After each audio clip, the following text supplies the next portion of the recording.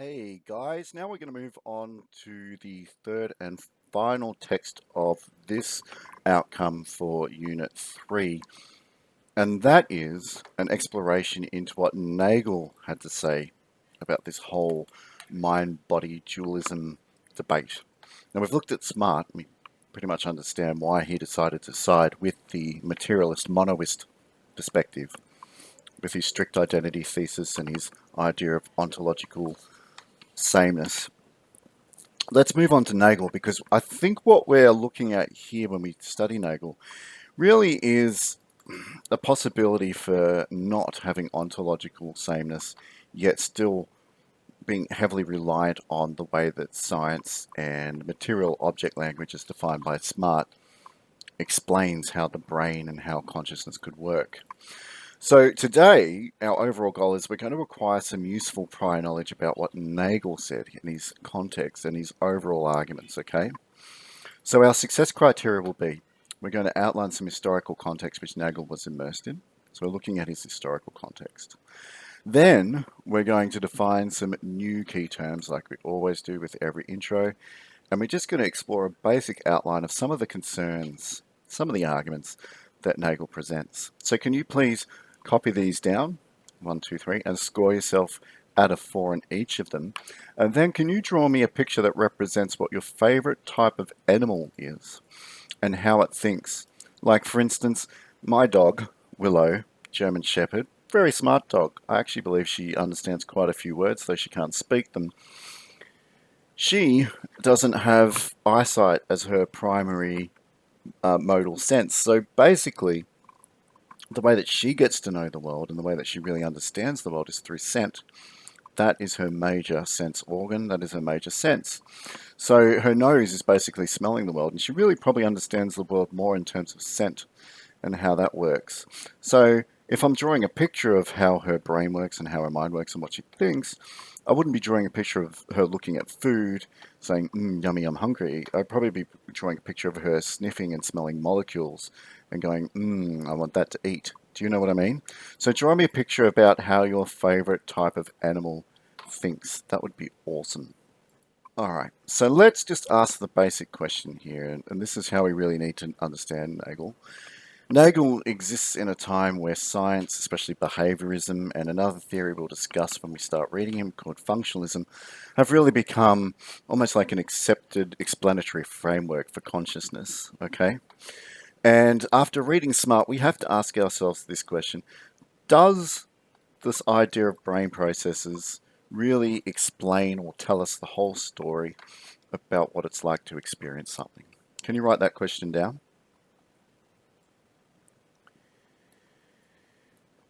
Because, I mean, if you think about our mental states, if they really do equal just neurons firing, is there nothing more to the nature of experience? Is there nothing more to what experience is? Or do we have to agree with Smart and just say brain processes are mental states? Take a note. Well, it's really important to understand that Nagel was immersed in the 1970s, and two theories, which I mentioned before, behaviorism and functionalism, were really key, and they were materialist explanations for how consciousness works. And that's why I've got a picture of an account here, because we could say they're materialist accounts for how the brain works and materialist accounts for how the mind works, and really that the mind is nothing but the result of physical brain processes as described by behaviorism and functionalism. Though when you actually study them in psychology, you tend to explain these the phenomena you observe using a separate kind of language, like there's a language of psychological behaviorism that has nothing to do with neurology. And the same goes for functionalism. Both have this assumption that what's really going on under the surface is a set of brain processes that underpin, the phenomena that we've observed using behaviorism and functionalism. And also, it's important to understand that this is even more the case when behaviorism turned into something which was called cognitive behaviorism. It was an obsession with looking at cognitive behaviors, not just behaviors that were demonstrated outside of the mind. Okay? Take a note.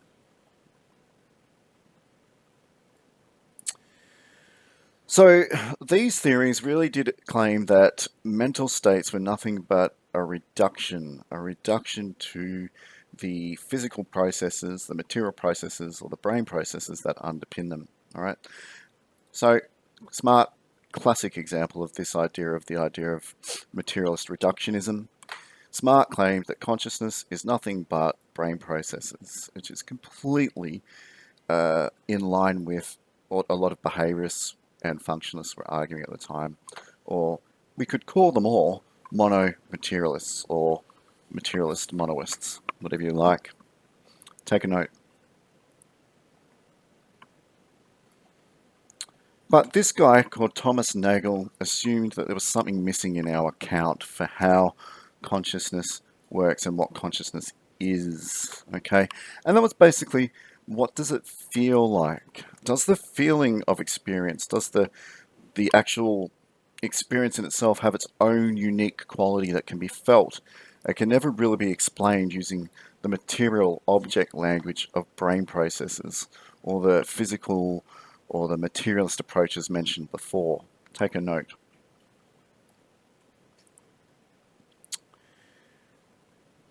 Because he actually claims something really clever. He says, look, to be a conscious and particular being, you know, is actually really complex. And to a certain extent, from his point of view, the language we have available now doesn't adequately explain the experience of being a conscious, particular being. It will never do it.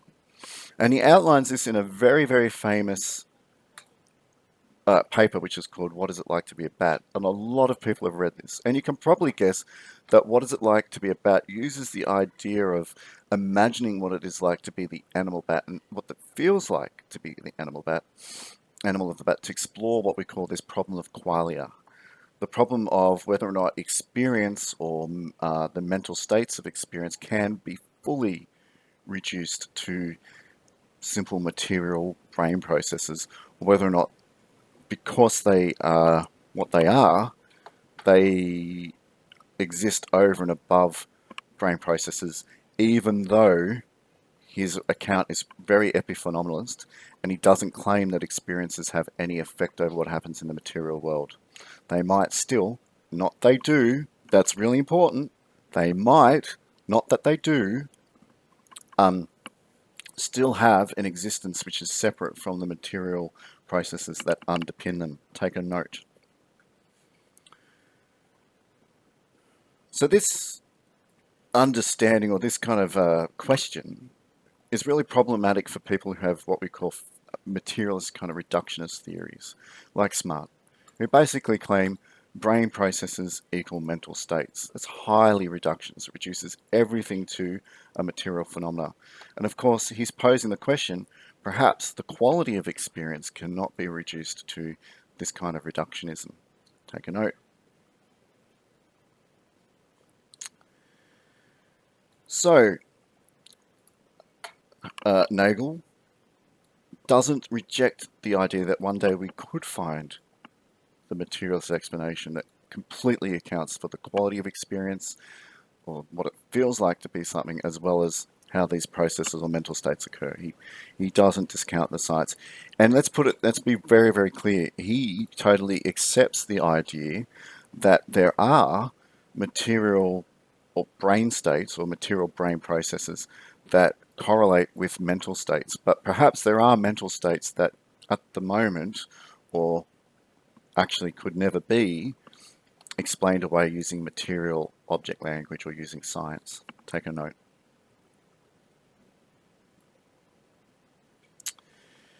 So there we go.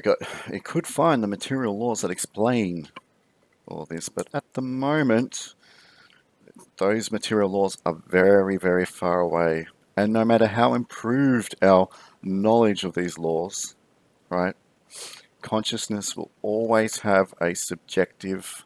That's why I got this picture of two people thinking different things. I love oranges versus these are oranges. They're subjective perspectives on the same phenomena. first person kind of experience. They will always have, consciousness will always have the subjective first person quality to it. Right? That's why we have the problem of qualia. It's almost like saying the problem of quality, the problem of the quality of experience, or the problem of the feeling of the experience. Consciousness will always have these two aspects, which are unique and particular to every conscious being. Okay, take a note. So we really need to pose this question. We need to first say that because we have a subjective first person quality to consciousness, there must always be something that it is like to be that organism. There must be something that it is like to be that bat. All right? So there must be something that it is like for that organism. In other words, something that it is like for the bat. All right? That's why we ask the question, what is it like to be a bat? And can we ever fully know it? Because that subjective first person experience of consciousness might be completely inaccessible to us, even though we might have the best material object language or scientific language that could be used to explain it away. We just can never fully account for the actual nature of the experience because it's subjective and it's first person. All right. So Nagel argues that the subjective nature of consciousness between any human beings is not universal. In other words, we can't, like, one person's consciousness is not going to be universally the same. It's not going to be the same experience for everyone, all right? So then why do we use the language of what we can objectively, scientifically study to explain away consciousness? That's a question he's got to ask. Maybe the current understanding we have of logic and the current understanding we have of science and the scientific method and the way that science works is just completely inadequate for explaining a subjective first person phenomena that is consciousness. It just can't do that because it's not meant to be studied by that particular logic system or that particular meaning system, all right?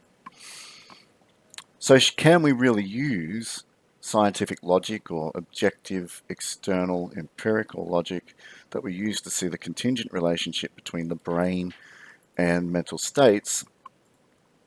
Can we use that language to fully account for what it's like to be consciousness or what it's like to have the consciousness of a bat? Take a note. And that is the big question. It's not that we don't observe these contingent relationships between brain processes and consciousness or mental states. It's just that can they explain every single facet of what it is like to be that conscious organism? If we knew every correlation between what happens in the brain of a bat and how they would behave, would we ever really be able to know what it's like to be a bat? Take a note.